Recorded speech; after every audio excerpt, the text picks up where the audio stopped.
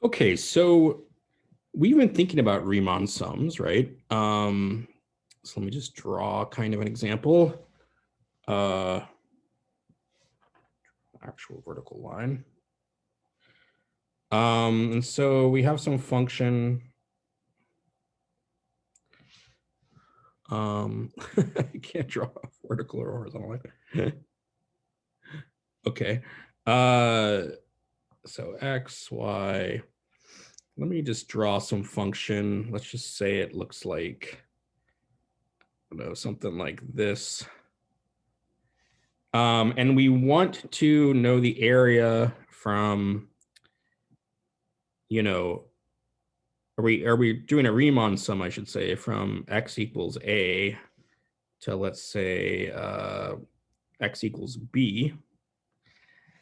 And so we would actually draw some rectangles, right?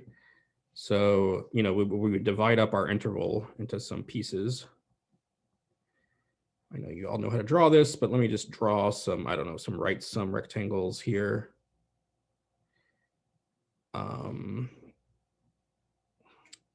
This one would be up here. I love drawing rectangles. It's my life, you guys. I'm all about that rectangle life. Okay, so right, so this is some Riemann sum. This is some like Riemann sum.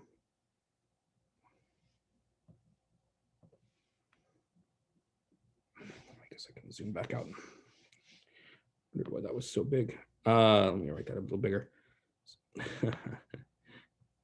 So it's a Riemann sum.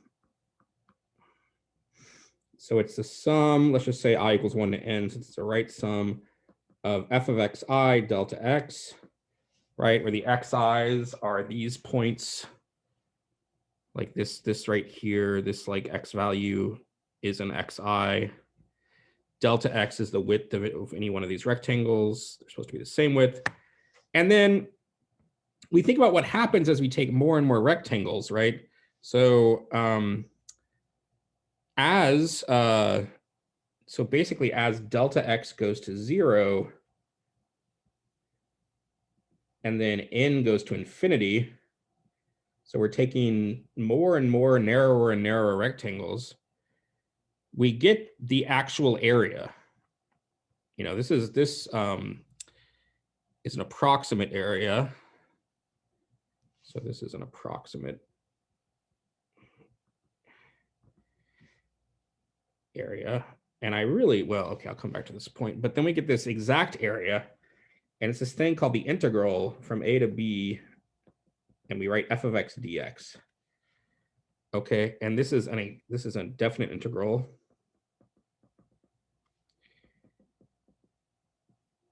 And it's an exact area. Well, it's an exact area, but I just want to make a note that really I should put some word in like a signed area, right? Because notice like these guys right here, they actually have negative height because the value of the function is negative at like these points. So some of the rectangles have negative area and some of them have positive area.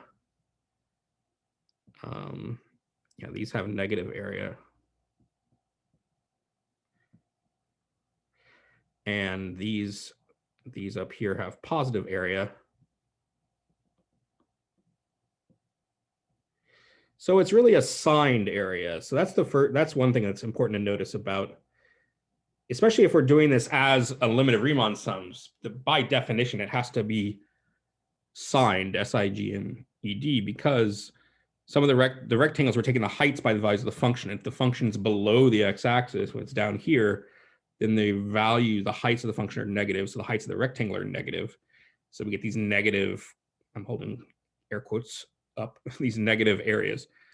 So that's the first thing to say, is that it's a signed area. So like, so basically you get, if I just drew this again, let me just draw a facsimile of this. So that's not how I do that.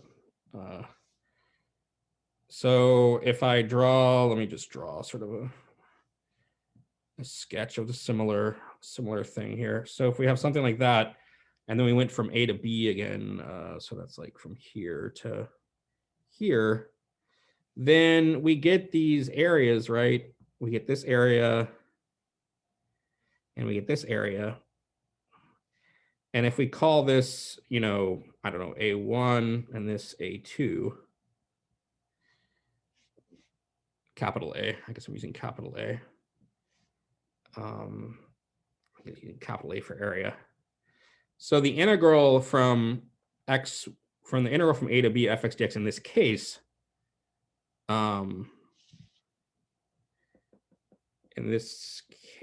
in this example, we would say the integral, and I should probably write the words area here. Area A1 and area A2. Area in the strict sense of area. If we look at a region, we think it has an area, we think of those as being positive areas, right? So in this example, the integral of f of x from A to B is actually going to be A2 minus A1, or maybe you would rather say minus A1 plus A2. If you think of the A1, the A1 area being sort of first. Yeah. Okay, so that's the first thing about a definite integral, is that it's the limit of the Riemann sums, but so it ends up giving us a signed area. The other thing is this notation is kind of wonky. But notice how it comes from this notation. All the pieces are here. Instead of a summation sign, we get an integral, we get that elongated s. Instead of f of xi for specific points, you know, instead of having just specific points on the x-axis, like we do on the left here, this is somehow supposed to be all x, like all possible x from A to B.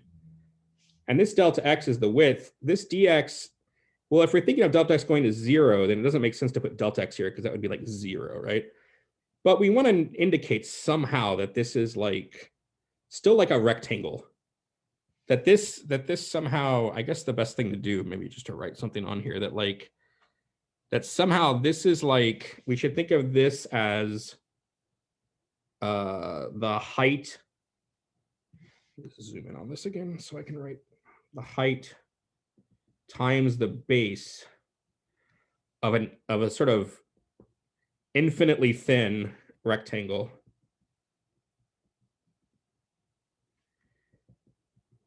Thin rectangle. This is how I conceptualize a definite integral. I mean, maybe, you know, maybe conceptualize it differently, but I can write this. And this says like add up the areas of all of these, of all, and there's infinitely many of them, all of these rectangles from x equals A to x equals B. And so that's kind of one reason the i's disappear, because we're not looking at a finite number of rectangles anymore, so we can't even count. And it's really like, I mean, it's really like if you're trying to get every single point on the x-axis, there's really just an astonishingly high number. Like it's not even what's called countable infinity. It's actually an uncountably infinite. So you can't even list them, the points on the x-axis, all the points from like 1 to 2 on the x-axis. It's impossible to list them all. So you can't even like index them and give a nice list. So this is really the best we can do. So instead of having a sum, a finite sum here, we just say, well, we just kind of use this notation to suggest, oh, okay, we're just kind of adding up the areas of all these rectangles from x equals A to x equals B. So it's kind of just it's a strange concept, but it leads to this very nice thing, which is it's the area. It's the exact area under a curvy thing. So if we can evaluate these, we actually get much farther than just having areas of rectangles and circles and such. So yeah, I guess the one last thing I kind of want to say is that, you know, if you've heard of calculus, right, there's differential calculus and integral calculus. So these are the two big concepts, is derivative versus integral. And maybe I'll just write this down here. These are the two big things in calculus, and we'll see they're related, that somehow the integral involves the antiderivative. sort of going backwards from a function to another function whose derivative is that function.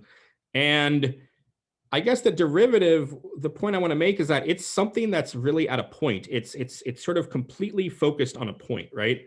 It's something that happens, in an instantaneous little tiny interval, right? It's so this is focused on a specific point. I really should zoom this out again. Sorry. I'm zooming in. Can I get excited? So this is focused on the behavior of a function, like an f of x at a specific point.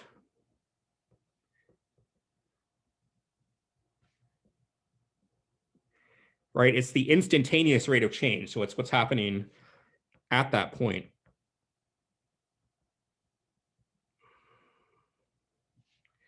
Instantaneous rate of change. Right? Versus an integral, the integral, if you think about it, it's really about the aggregate behavior of a function. It's trying to understand something about the entire behavior of a function over a whole interval. So it's the aggregate. So I'm just going to say, it's the aggregate. I mentioned this in the sort of course philosophy, like themes of the course. Oh, what did I just do? Aggregate behavior of a function. Maybe I'll say aggregate behavior. That's an R, not an N. Of a function f of x over a whole interval.